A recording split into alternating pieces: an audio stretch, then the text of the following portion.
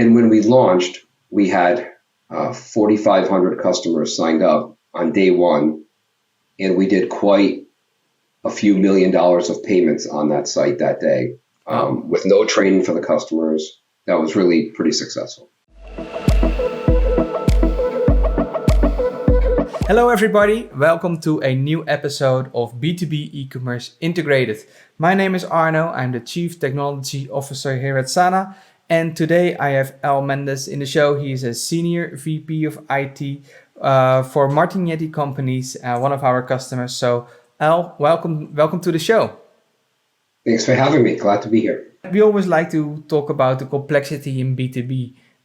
Is there any complexity in B2B or in the business you are running, and can you explain that? There's quite a few of them, but some of the ones that we deal with on a daily basis are we're heavily regulated, so our customers have to have a license to sell our products or to purchase the products from us, and those licenses exist in a variety of types.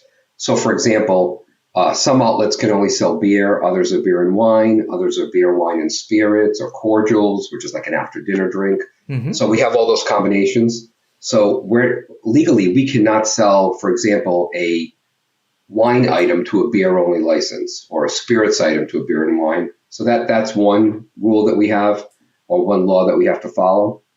And there's all sorts of laws about the transport of alcohol. You have to be licensed, our drivers, our salespeople. So it's heavily regulated within that space. Understood. And that's kind of complex to administrate that or to manage that also from an IT perspective, I imagine. Yeah, so we run D365. We're heavily customized, and we've put in all the customizations required to support the business. The biggest challenge for us is our pricing. Our pricing is extremely complex, and it doesn't really make sense to an outsider.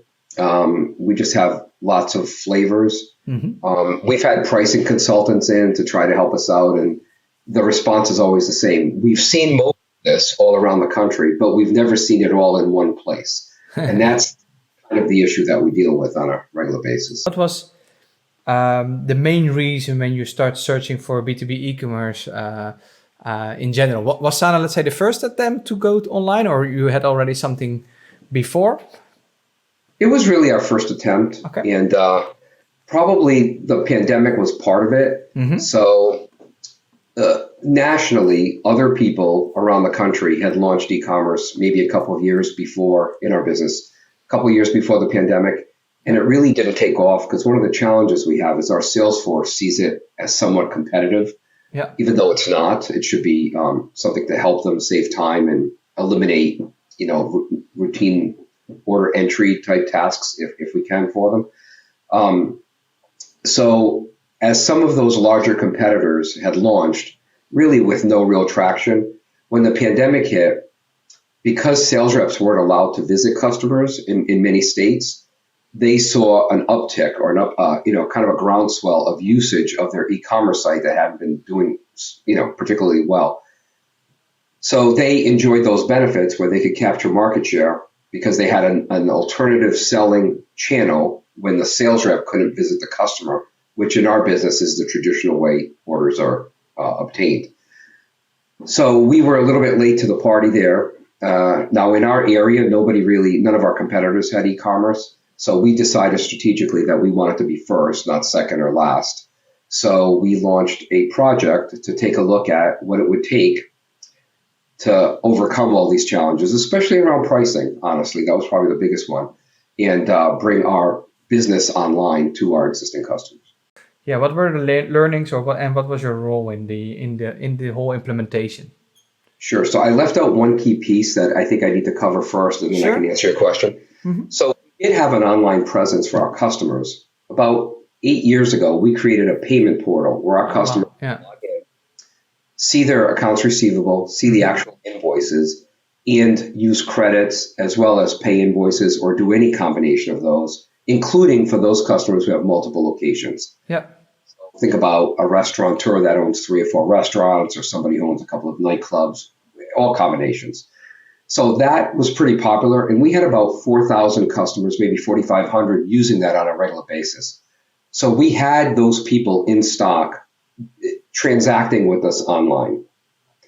So our strategy was always to leverage those folks first, because that's roughly half of our top customers. It's mathematically it's around the third, but basically it's half of the ones that buy from us on a regular basis. So what we did, and I'm going to answer your question, was we put together a cross-functional team that included our credit department or accounts receivable department. That was key when we developed that application for payment, that portal, and we did that in-house. So we had some experience there. We did not have B2B B2B e-commerce experience. So we put together a cross-functional team, credit, pricing, sales, really a whole cross-section of the company. And we met every 2 weeks or every week for probably a year and a half. And we sort of outlined what we were looking for into a document. That document was shared with Sana. And once we picked Sana, it was the basis for the RQS that outlined all of our modifications. And I think we're pretty heavily modified. You could probably answer that better than me. Customized, I should say. And then we drove any comments, questions, concerns from the development team. If I couldn't answer it or my team couldn't answer it, then we went back to the business unit and we documented it. And, we kept a running document of all of these things. So we took the RQS, added on what decision was made, who made it, why it was made that way. In some cases, we went back and changed it, obviously, or, once we saw it. But we sort of used that process. So I sort of led that team from the technical side and in a way from the business side. But, I had quite a few partners from throughout the company. Mm-hmm. A cross-functional team leading such a project is really one of the key elements for success. We see so many projects still fail if it's only be led by IT or only be led by marketing or by sales. They are never successful. You need to have that cross-functional team and also the understanding, especially for first generation B2B e-commerce companies, that it is a shift in how you're doing business. You're changing a lot of things, or you need to change a lot of things, and the only way how to do it is to work in a cross-functional team, and also with this regular meeting rhythm.